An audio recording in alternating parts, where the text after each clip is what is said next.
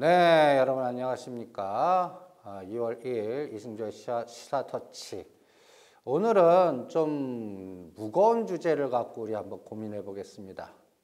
여러분들 지금 한반도 중심으로 상당히 긴장 관계가 고조화되고 있습니다. 북한이 핵실험 이후로 중국 쪽에서 북한 제재를 하는 이 공조 시스템이 우리가 우리 대통령께서 전승절에 참여했음에도 불구하고 참 자연스럽게 도출되고 있지 못하는 상태에서 오히려 중국은 우리 한미 군사동맹 체제 내에서 한반도 특히 평택이나 광주나 부산 지역 예상 지역에 우리가 사드 설치에 대한 노이즈, 그러니까 사드 설치하면 레드라인을, 심지어는 레드라인이라는 표현을 중국 관영 신문을 통해서 표현하는 상태까지 온 것 같습니다.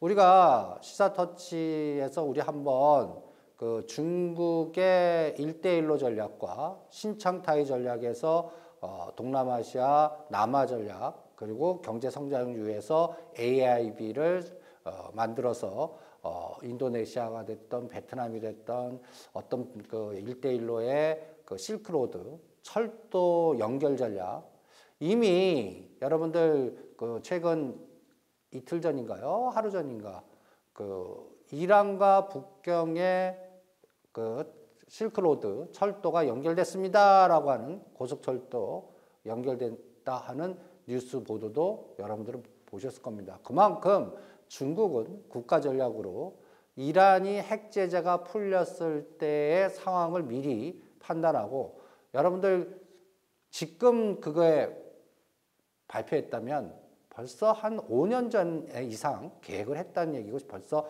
5년 전부터 도로 깔고 연결하고 이러면서 완성을 시켰다는 얘기입니다. 그만큼 단계별 전략을 체계화시켜서 10년 단위로 큰 플랜을 짜고 있는 게 중국의 국가 전략인 것 같아요. 우리는 5년마다 대통령 바뀌기도 하고 또 정당이 바뀌면서 여러 가지 정책의 일관성이 상당히 없는 게 우리 컨트리 리스크에 상당히 영향을 미치는 그러한 상황임에도 불구하고 중국은 10년 단위로 국가 주석이 어떠한 색깔이 되든 간에 그 전에 서로들 파워게임, 권력 투쟁을 하면서 막상 권력이 제1인자가 설정된 이후에는 국가 전략을 그대로 따르는 하나의 시스템이 이미 구조화됐다 이렇게 표현을 하겠습니다. 그래서 일단 우리나라 입장에서 사드 설치는 어떤 면에서 한미 군사동맹이라든지 북한의 핵도 제재, 또 미사일 방어 체제 이런 것들을 위해서 국가 안보 차원에서는 필요한 부분이 충분히 있습니다.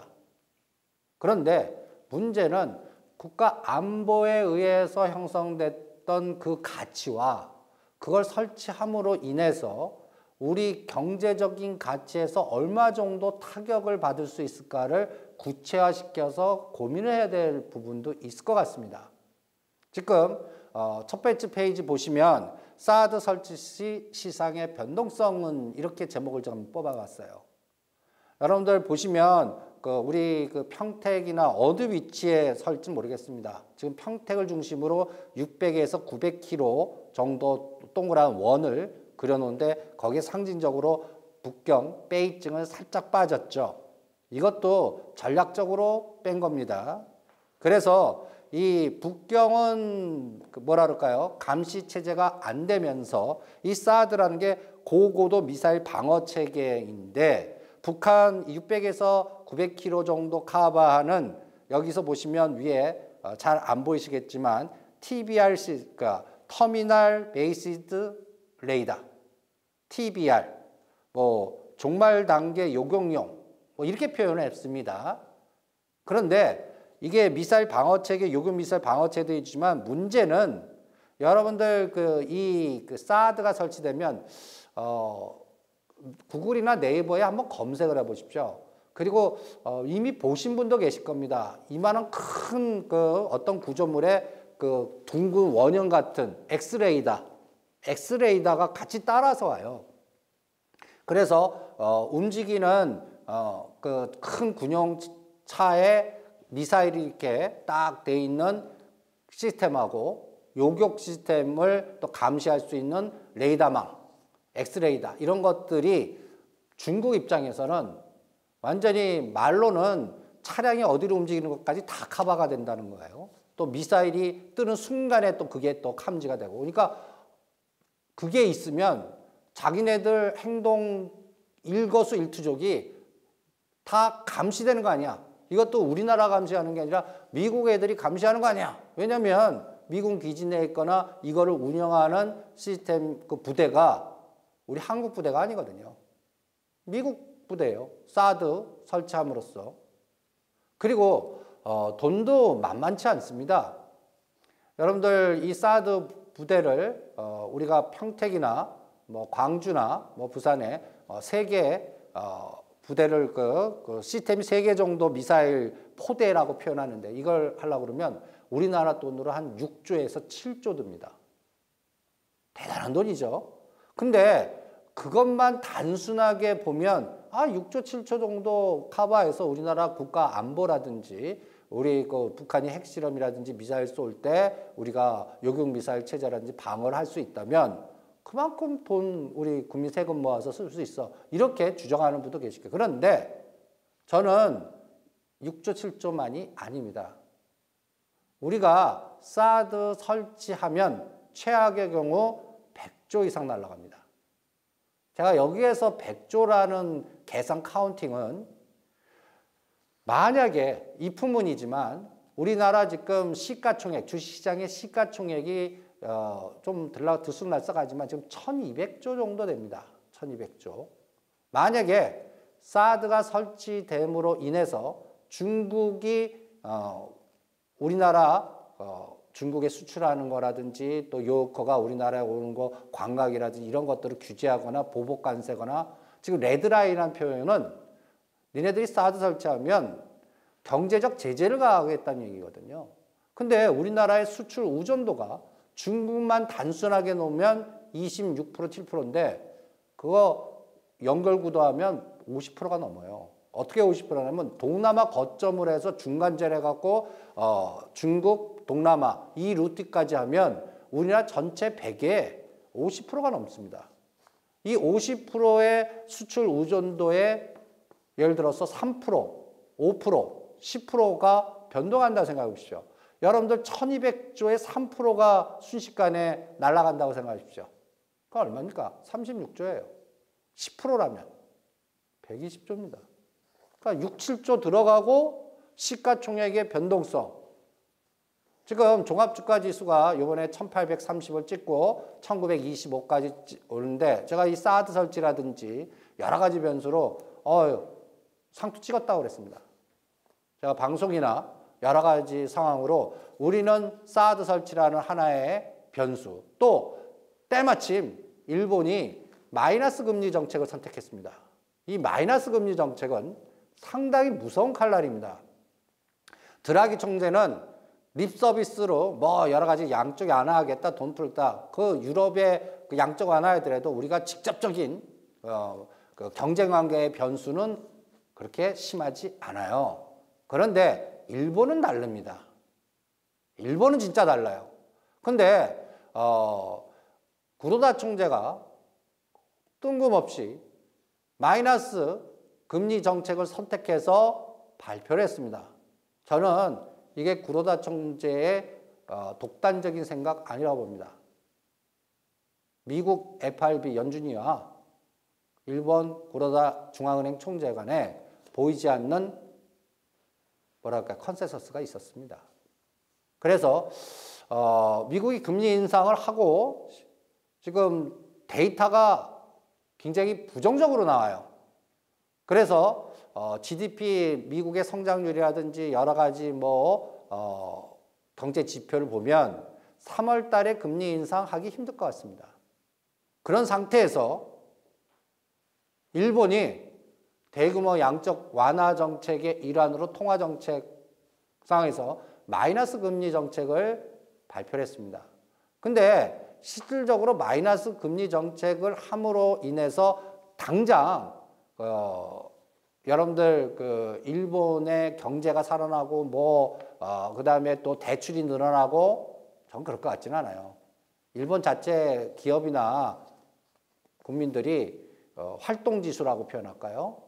창업하고 사업하고 막 이렇게 해갖고 돈을 은행에서 대출해서 막 활동하고 소비하고 이런 시스템이 아니거든요. 그런데 지금 상황에서 왜 마이너스 금리 정책을 시도하냐면 저는 이 정책이 경제적인 그 아베 정부에 힘을 실어주는 변수도 있지만 정치적으로 이용할 수 있는 그러한 고도의 투트랙 전략으로 사용할 수도 있다라고 생각합니다. 이게 무슨 뜬금없는 소리냐라고 하실 텐데 이 일본의 마이너스 금리 정책은 여러분들 단순하게 그 시중은행으로 하여금 우리 일본 중앙은행 돈 맡기지 마. 돈 맡기려면 보관료 받을 거야. 그 돈 맡기는 대신 대출을 늘려. 이런 분위기로 가는 정책이지만 문제는 이 부분이 엔화 약세의 속도를 가속화시킬 수가 있고요.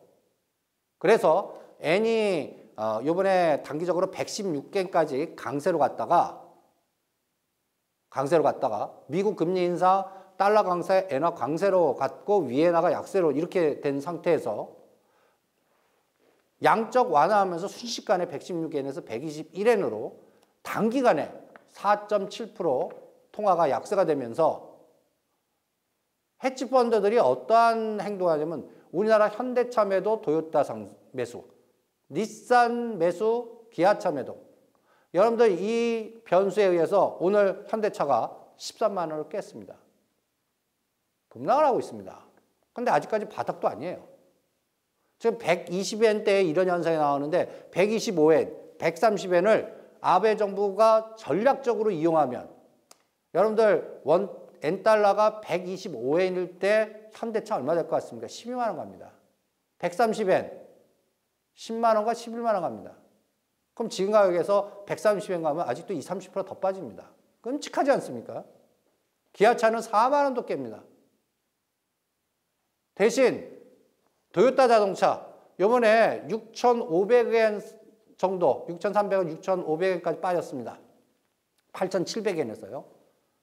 오늘 제가 오기 전에 일본 시장 끝나기 전에 대충 그 주가를 보니까 7,300엔이더라고요. 벌써 단기간에 마이너스 금리 정책 수는 순간에 1,000엔이 올랐어요. 그런데 엔이 125엔 간다. 8,000엔 갑니다. 130엔 간다. 8,700엔. 그동안에 그 도요타 자동차의 최고치를 뚫어버립니다. 롱숏이 더 심해지는 거죠. 그리고 또 이 엔화 약세 부분은 미국과 중국의 그 수출 시장에서 일본 차의 매력이 급부상을 해요. 여러분들 가격 경쟁만큼 여러분들 그 중국이나 우리나라에서는 우리나라는 특히 일본 차에 대한 저항감이 셉니다. 근데 미국이 저항감 세겠습니까? 질 좋고 값싸면 무조건 사죠. 그러니까 일본 내일 그 2월 3일 날 미국 시장에 1월 자동차 판매 데이터가 나옵니다. 1월과 2월, 3월 이렇게 매달 한번 체크해 볼 거예요. 엔화 약세 속도를 정책적으로 유도 더 하면서 125엔, 130 가면 미국의 일본 차의 시장 점유율은 더 확대되게끔 돼 있고 그 반대의 악영향은 우리나라 자동차나 다른 자동차가 지금 독일계 자동차 아니면 우리나라 자동차의 점유율이 줄어드는 상황이 되겠죠. 이런 부분이 마이너스 금리 정책의 하나의 악재로 등장하는 상태에서 사드 설치라는 개념은 안보적 차원에서는 우리의 뭐라 그럴까요? 국가적인 안보 가치를 높여서 뭐라고 그럴까요? 컨트리 리스크를 좀 줄일 수도 있는 상태가 될 수도 있지만 이게 중국과 경제적인 의존 관계가 높은 상태, 또 그런 수출 구조나 사업 구조를 갖고 있는 우리나라 입장에서는 시가총액이 저는 미니멈 3%에서 5% 날아갑니다. 그러니까 사드 설치하는 순간에 거의 50조에서 60조 날아가요. 그러면 1200조 대 종합주가지가 1900포인트대라면 여러분들 100에서 150포인트 날아갑니다. 또 1700대 구경하시는 거예요. 이거를 우리 이걸 의사결정하는 그 고위 관료들이나 그 다음에 청와대 관련된 부신들이 알 텐데도 아실 겁니다. 모르고 이걸 결정한다고 그러면 이건 우리나라 진짜 문제 있습니다. 그럼에도 그걸 선택하는 상태까지 된다면 중국을 뭐라 할까요? 중국과 북한이 오히려 가까워지고 한국, 미국, 일본의 연결체계가 되면서 갑자기 레드라인에 한반도 중심의 냉전체계가 가버립니다. 그러면 극도의 긴장 강화가 돼요. 그러니까 대화 이 부분보다 그러니까 여러분들 뉴스에는 센카쿠 열도라든지 남지나 남중국해에 군함 떴다, 그 다음에 또 비행기 떴다 이런 뉴스를 노상 듣는 겁니다. 제가 작년에 이승조 시사터치에서 예언까지 해드렸죠. 내년도 연초에는 남중국해 인공위성 갈등이 의도적으로 피벗 투 아시아나 이게 미국의 군사적 전략으로 아시아 회귀 전략은 중국이 남하하는 것을 제재하기 위한 하나의 벨트라인을 형성할 거다. 거기에서 충돌되면 또 여러 가지 남중국 인공위성 관련해 갖고 군사적인 노이즈. 최근에 미국 구추남이 뭐 어디로 쇠뇌한다? 오늘 뉴스인가요? 우리나라 이어도로 중국의 비행기 선단이 또 떠서 일본은 또 그걸 경계하기 위한 또 전투기를 띄웠다는 등 이런 뉴스를 여러분들이 보는 상태에서 이 사드 설치해 보십시오. 어떻게 되겠습니까? 최악의 경우 우리는 100조가 날아갑니다. 저는 우리 국가전략을 수립하는 고위 공무원 엘리트들께서 이 부분을 들여다보고 다른 방법을 좀 찾자.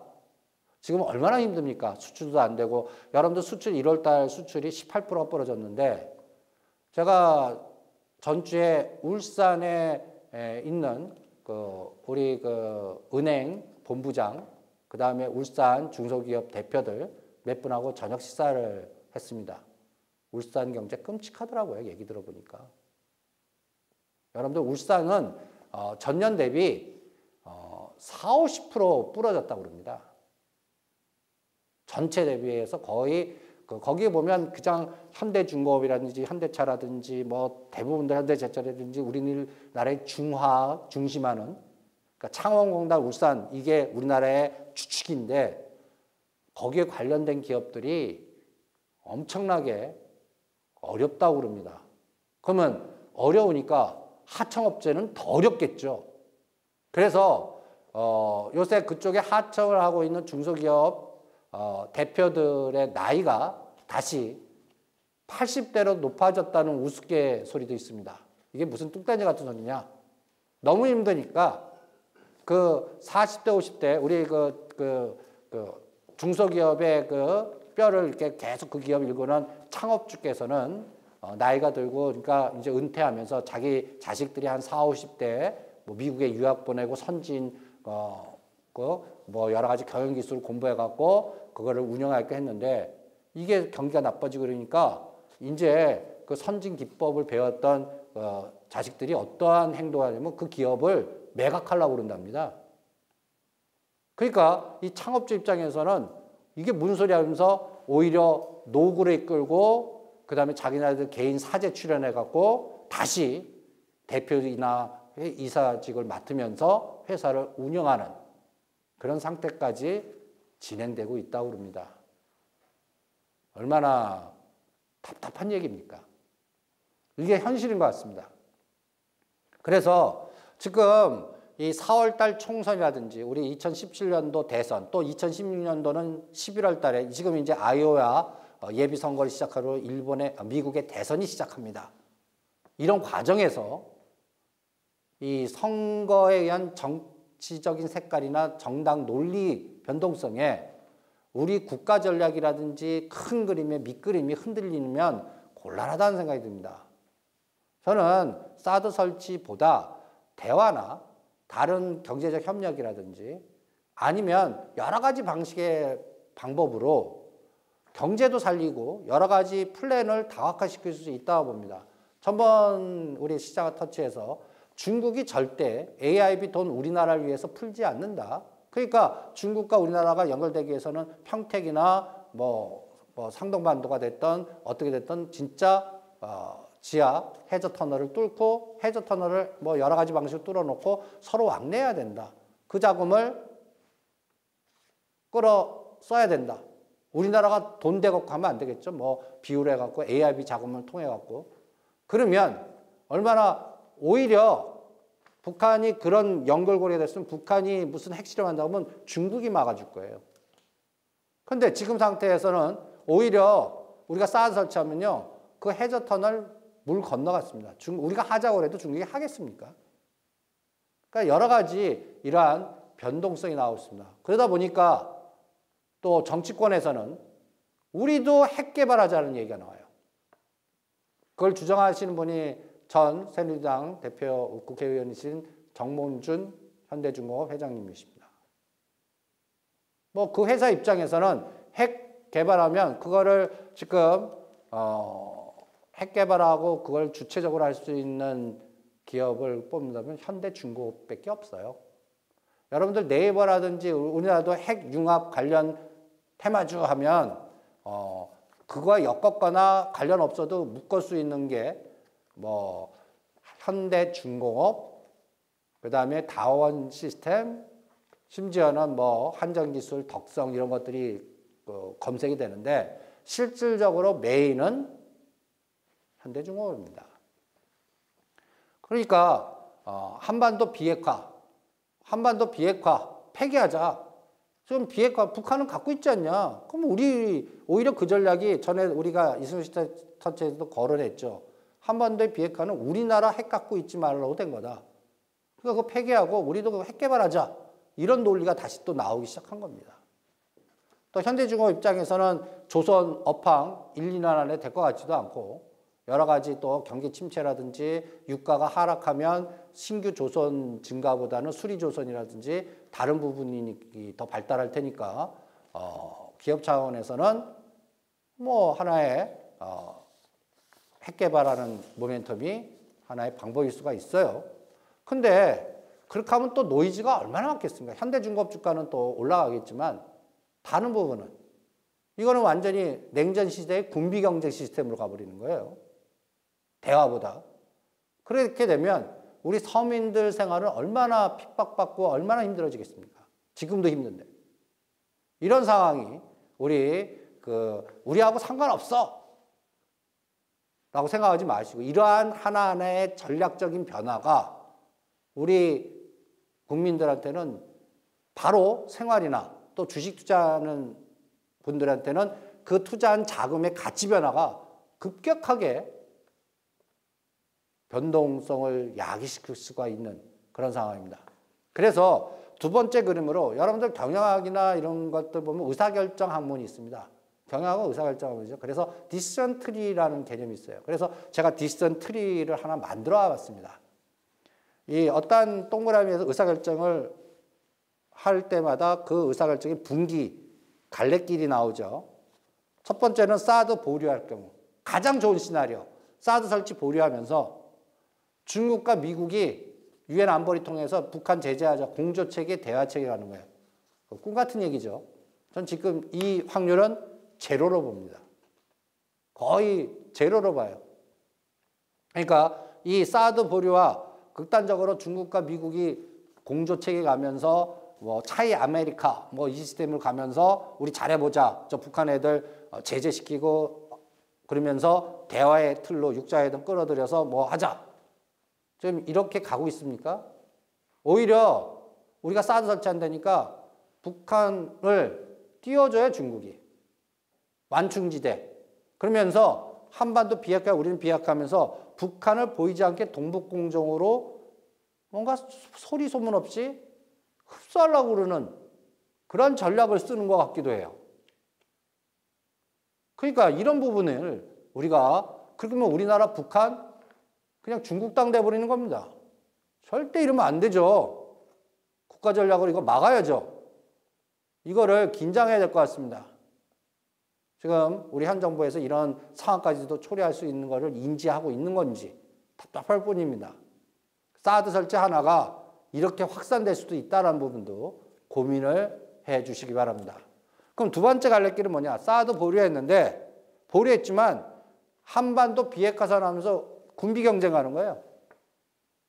그러면 종목은 뭐 군비 관련된 방어, 그러니까 예를 들어서 하나테크니나 그 다음에 또 한국우주나 현대중공업이나 이런 군비 관련된 군산, 방산 관련 주만 움직이고, 그러면 유통, 중국과 관련된 유통, 엔터테인먼트 박살나는 거죠.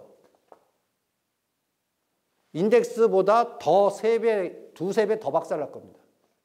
그래서 여러분들 사드 설치 불확실성이 확실하게 어떻게 될 때까지는 중국과 연결된 한류 관련 엔터테인먼트, 게임, 유통, 중국 관광객 와갖고 우리 소비, 면세점. 제가 그래서 호텔 신라도 14만 원에서 6만 원대까지 빠져서 이 정도 됐으면 매수해도 되겠다 생각했는데다가 사드 설치된 때문에 6만 3천 원, 6만 5천 원 산 거 바로 팔으려고 그랬습니다. 그리고 이 불확실성이 확인한 다음에 진짜 사드 설치하면 이렇게 박살난 주가도 더 빠질 겁니다. 그러면 중국과 비즈니스 툴을 갖고 있는 기업들 잘못하면 코스닥 기업이든 중국계 자본이 들어온 기업이든 어떻게 되겠습니까? 비즈니스 툴이 삐그덕거리고 MOU 상태만 맺은 건 다 MOU 무산돼 버립니다. 이런 투자 환경이 될 수 있는 코스닥 종목이든 중국 모멘텀으로 지금 3월 달에서 5월 달 뭐 기대했죠? 춘절 연휴 때 중국 강하게 와갖고 우리 면세점, 특히 그래서 면세점이 3월 달 전면 오픈. 그래서 호텔 신라도 저 용산 그 현대백화점 같이 하는 면세점 3월 오픈 중심으로 모든 뭐 또 두산그룹도 그렇고 하나그룹도 그렇고, 그런데 그 사이에 사드 설치해 보세요. 그럼 중국이 어떤 행동도 할 수 있냐면 한국 여행 제한구역 이렇게 선언하면 어떡하실래? 걔네도 안 할 것 같아요. 보복관세까지도 매길 수 있는데 한국산에 대해서 몇 프로 관세. 그럼 위에나 약세 때문에, 엔화 약세 때문에 경쟁에서도 아주 그냥 머리에 쥐가 나는 기업 입장에서 중국에 수출하는 것마저도 관세를 매겨버리면 비싸면 중국 애들이 사겠어요, 우리나라 제품을. 이런 상황까지 초래할 수가 있습니다. 그래서 일본 마이너스 금리 정책과 사드 설치는 뭐 안보나 여러 가지 지금 애널리스트나 증권 쪽에서는 이 사드 부분을 그렇게 심각하게 생각하지 않더라고요. 아직도 그 전문가들이라고 TV에 나오시는 분 중에서 사드 경고하는 거는 제가 쭉 들어보니까 저밖에 없는 것 같아요. 이거 설치하면 박살나는데 실제 이미 설치한 다음에 그걸 리스크 관리하겠다 그때 떠들어보면 이미 소있고 외양간 고치는 겁니다.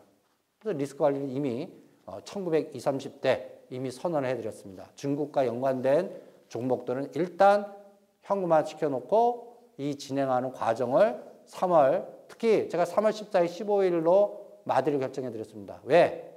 3월 14일, 15일이 뭔데? 연준이기거든요. 거기서 금리 결정이 나올 거고 그때 기준으로 또 선물 옵션 만기가 있고 또 헤지 펀드들은 공격한다면 시가상의 종목 매도 바스켓으로 딱 그 3월 만기 상품 갖고 공격할 테니까 거기에 매도 바스켓에 시가상의 200개 종목 중에 또 공격 대상이 설정될 테니까 거기에 대한 리스크 관리를 하십시오 라고 전략을 세워드렸습니다. 그래서 저는 사드 설치하면 1월 달에 형성된 저점 1830 깹니다. 그냥 무조건 깨요. 환율 엔화 속도가 125엔 가냐 130엔 가냐 또 그것도 깹니다. 근데 두 가지 무게가 동시 패스해 놓으면 어때요?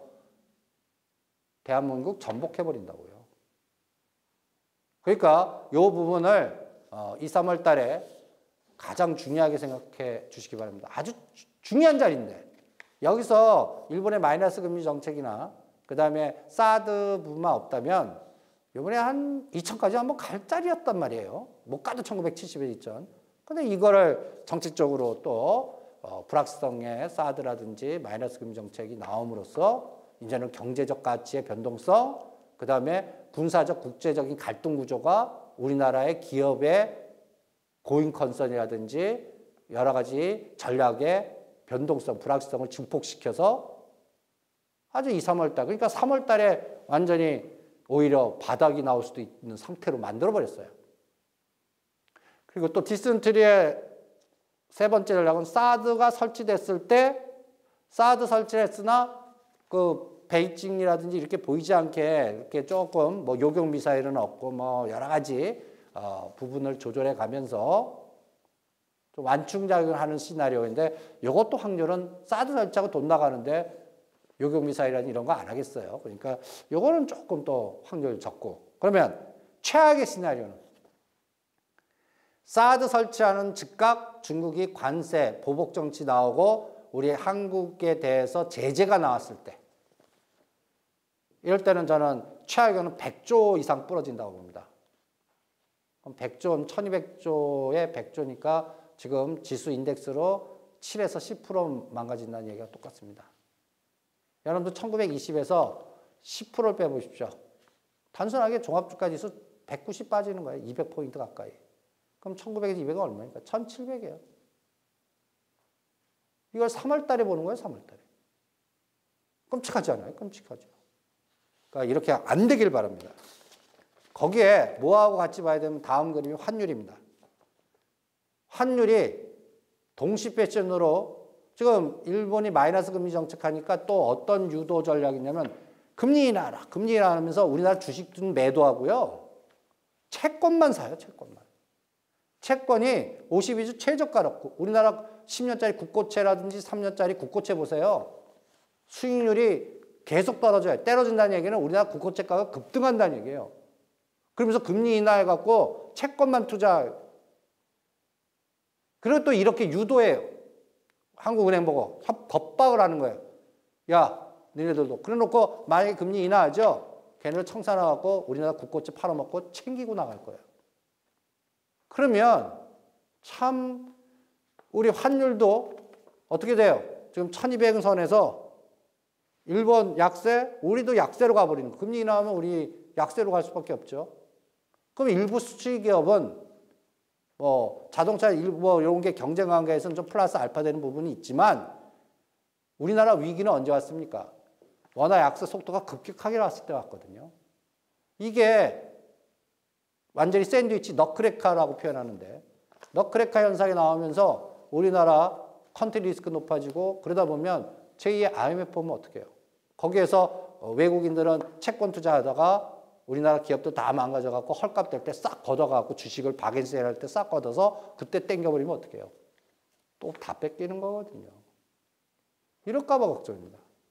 그러니까 이 우리나라 경제팀이라든지 우리 청와대 최고 수장 되신 대통령께서 이런 경제적인 시각이라든지 참모진도 좀 계속 이런 상황 위기 리스크를 얘기해 주십시오.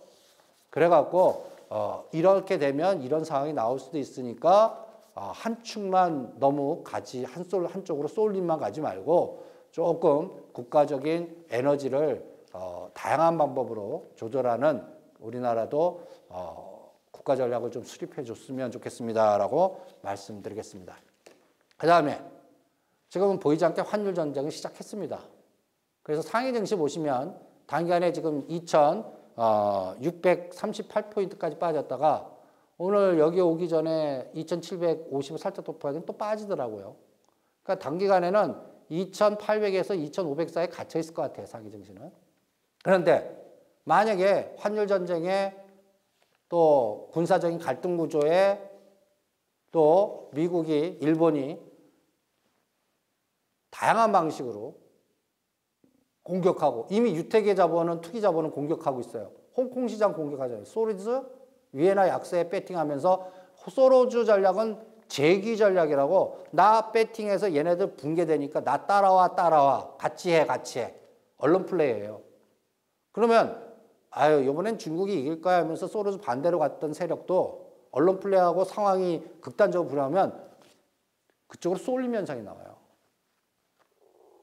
이것도 우리가 또 그러면 홍콩을 공격해. 홍콩이 뭐예요? 중국의 관문 이렇게 그러니까 어떤 면에서는 백도어예요. 저는 만약에 소로즈가 이기면 중국이 어떤 상태가 될 수 있냐면 홍콩 달러가 없어질 수 있습니다. 위에나에 흡수해다 버리는 최악이에요. 그럼 홍콩이 어떻게 돼요? 이정 집중제죠. 그거 폐기돼요. 상당히 이 냉전되고 극단적으로 가면 중국 애들이 여러분들 보시면 홍콩 여행 가셔보셨죠?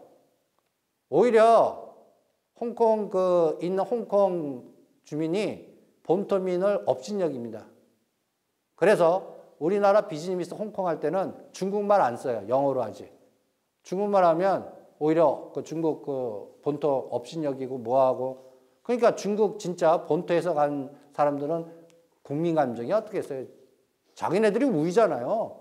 홍콩은 자기의 부속되는 어떤 도시에 불과한데 하는 짓 보면 영국에 있었다 뭐 여러 가지 그래갖고 잘난 척 못 잘하거든요. 그러면 한 방에 훅 보내버린다고요, 저거. 그러니까 이런 부분도 우리가 고민해야 됩니다. 그래서 단기간에는 N달러의 변동성 속도, N저의 가속도가 125엔을 그래서 생명선 마디를 잡겠습니다.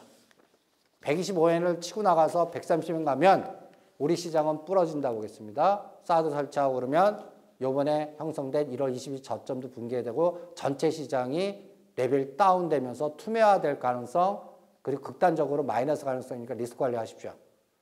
그리고 사드 설치하는 그 불확실성이 완전히 사드 설치했어요. 그리고 중국이 보복이든 어떤 정책을 썼어요. 그래서 두들겨 맞을 만큼 두들겨 맞을 상태가 나왔을 때 미리 대비한 현금 갖고 체리 패킹 하십시오. 그런 전략을 하겠습니다. 그리고 그 사이에는 인버스라든지 선물 매도라든지 아니면 방산이라든지 해지 전략을 하는 거예요. 경기 민감주나 중국 관련에 의존돼서 중국이 성장하고 우리가 같이 갈 수 있는 그러한 경기 민감주는 박살을 날 거고 거기에 자동차가 하나의 바로미터예요. 그래서 이번 바닥은 LG화학, 현대차, 기아차 요거 갖고 감을 잡아주시기 바랍니다. 지금 벌써 2차 전지, 전기차 보조금 축소 그러면서 우리나라 보조금에 LG화학, 삼성, SDI 규제 들어갔어요. 중국 애들이. 사드 설치 하나 때문에. 보복 정치가 벌써 시작하는 겁니다. 근데 실제 사자 해보세요. 그러면 LG화학, 삼성, SDI뿐만 아닙니다. 현대차, 기아차. 여러분 현대차, 기아차 중국 갈 때 관세 매겨보세요. 가뜩이나 안 팔릴 때. 그러면 자국 자동차 육성 방안 뭐 여러 가지 갖다 붙여갖고 그럼 상하이 자동차만 급등하거나 유럽계 자동차가 혜택받고 저 폭스바겐 완전히 망가지는데 오히려 폭스바겐 잘 팔리고 현대차, 기아차 박살 나버릴 수도 있잖아요. 골 때리는 상황 아닙니까? 이런 상황이 다 확산이 될 수가 있습니다. 그래서 이러한 사드 설치와 일본의 마이너스 금리 정책 상황에서 우리가 피난처 종목은 KT, 경기 방어주라든지 아니면 정부의 정책에 의존하는 그러니까 경제활성화 3법 우리가 배웠죠. 거기에서 의료기기 관련된 헬스케어 관련된 요새 지수가 급락해도 올라가는 종목도 가만히 보십시오. 비옥스, 루트로닉, 차바이오텍 오늘도 그쪽 관련주들만 급등합니다. 참 시장은 굉장히 천리안을 갖고 있는 것 같아요. 시장은 벌써 거기에 반응을 하고 있어요. 그리고 사드 설치하고 또 여러 가지 일본과 충돌되는 그럼 중국하고도 충돌되고 일본하고 충돌된 경기 관련된 종목은 박살이 나고 있어요. 그래서 그 대표가 현대차, 기아차입니다. 그래서 앞으로 한 달 동안 현대차, 기아차 바닥이 어디서 형성되느냐 그거 확인을 하십시오.